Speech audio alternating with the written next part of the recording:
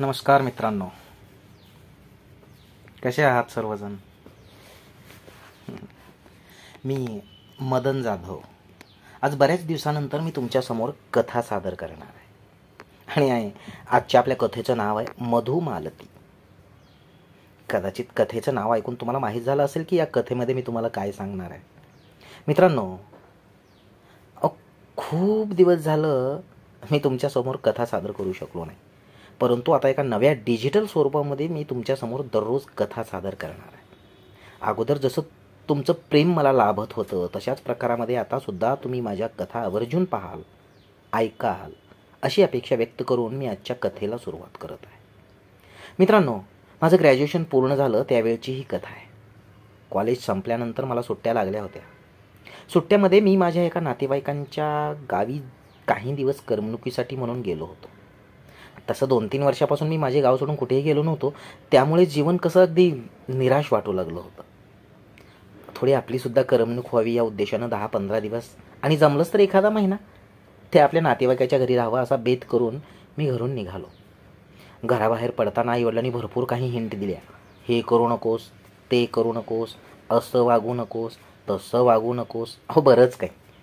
त्यांनी मला सांगितलं, तसं बघितलं तर आईवडील जे काही सांगतात ते बरोबरच असतं म्हणा. आपल्या मुलाकडून काही चूक होऊ नये एवढीच त्यांची अपेक्षा असते. मग शेवटी मी घराबाहेर पडलो. माझे नातेवाईक ज्या गावामध्ये राहत होते ते गाव आमच्या गावापासून जवळजवळ 100 किलोमीटर अंतरावर होतं. मी त्या गावाला जाण्यासाठी बसस्टॉपवर जाऊन थांबलो आणि बसची वाट पाहत लागलो. बराच वेळ गेला, बस काही येत नव्हती. म्हणून मी शेवटी कंटाळून चौकशी खिडकीवर गेलो आणि तिथे जाऊन त्या गावच्या बसची चौकशी करू लागलो. नेमकं ज्या वेळेला मी चौकशीच्या खिडकीवर जाऊन उभा राहिलो, अगदी त्याच वेळेला साधारणपणे एक 40 वर्षाच्या आसपासची एक स्त्री माझ्या बाजूला येऊन उभी राहिली. ती दिसायला जरी आकर्षक नसली ना, तरी तिचा रंग जरी गोरा नसला तरी सुद्धा ती नाकी डोळी खूपच छान होती. तिने तिच्या केसात मस्त गजरा लावला होता. नाकात एक सुंदर नथ घातली होती.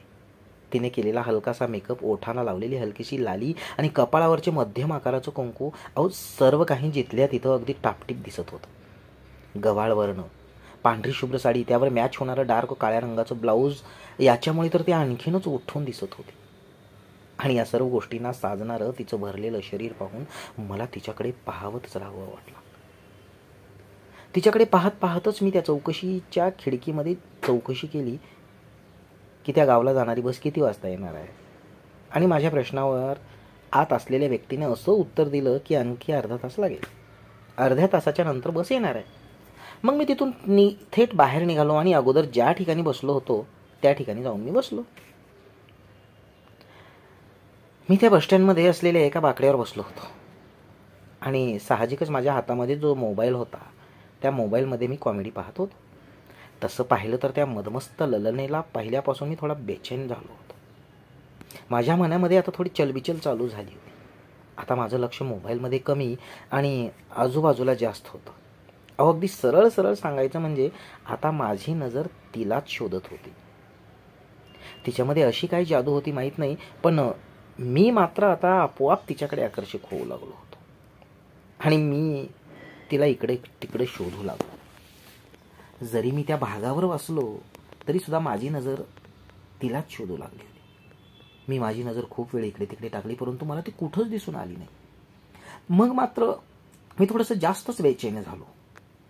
आपल्या हातातून ती गेली की काय असं मला वाटू लागलं होतं. काही वेळ इकडे तिकडे बघितल्यानंतर मी अगदी सहजच माझ्या बाजूला पाहिलो. अरे, आता माझ्या लक्षात आलं की मगापासून मी तिला एवढा बेचैन होऊन शोधू लागलो होतो आणि ती तर चक्क माझ्या शेजारीच असलेली दिसली आणि मी मात्र वेड्यासारखा तिला इकडे तिकडे पाहत होतो.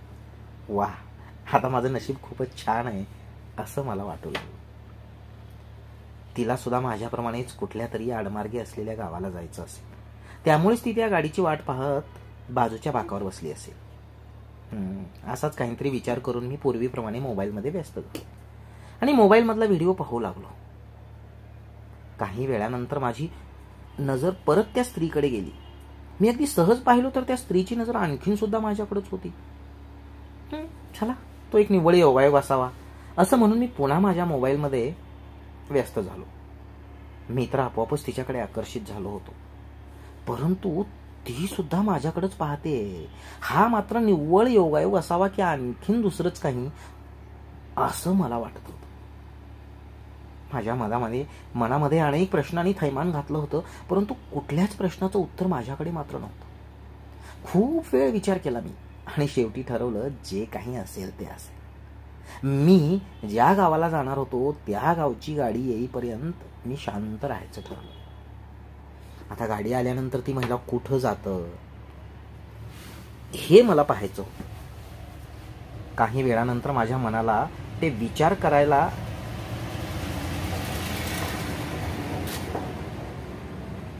की ती महिला जर दुसऱ्याच गावाला जाणार असेल तर माझ्या मनामध्ये तिला बोलायचं राहूनच जाईल.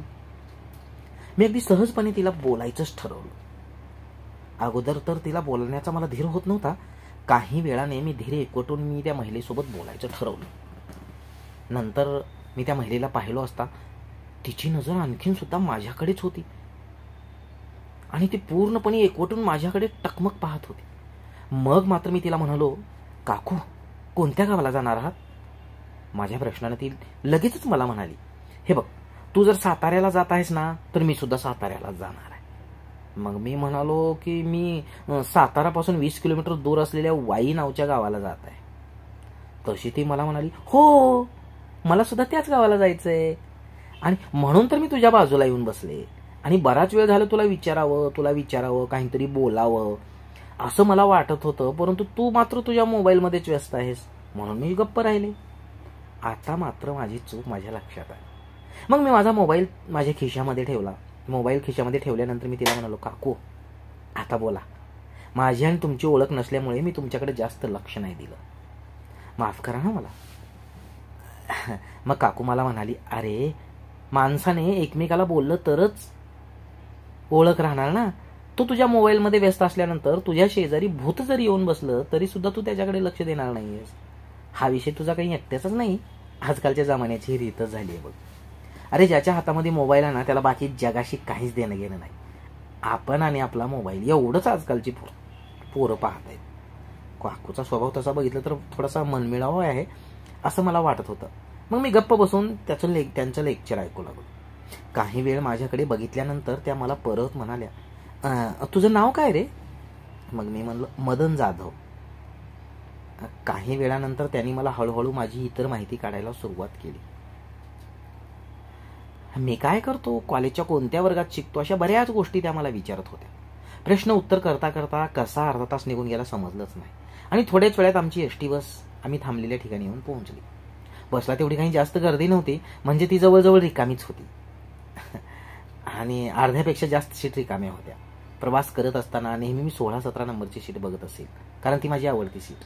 त्यावेळी सुद्धा मी ती सीट निवडली. खिडकीच्या बाजूला मी बसलो आणि माझ्या बाजूला काकू बसली. गाडी लागल्यापासून अगदी थोड्या वेळातच कंडक्टरने आमची तिकीट घेतली आणि आमचा प्रवास सुरू झाला. गाडीमध्ये पण आमचं बोलणं चालूच होतं. माझ्यासोबत सहप्रवासी म्हणून काकू असल्यामुळे मला आता प्रवासामध्ये जास्त मजा येऊ लागली. मित्रांनो, ही कथा सत्य असल्यामुळे थोडीशी मोठी आहे, पण जशी घडली ते मी जशीच्या तसं तुमच्या समोर मांडणार आहे. कथा खूप मजेदार आहे त्यामुळं पुढं काय घडलं असेल हे कथेच्या पुढील भागामध्ये ऐकायला विसरायचं नाही. धन्यवाद मित्रांनो, भेटूया लगेचच.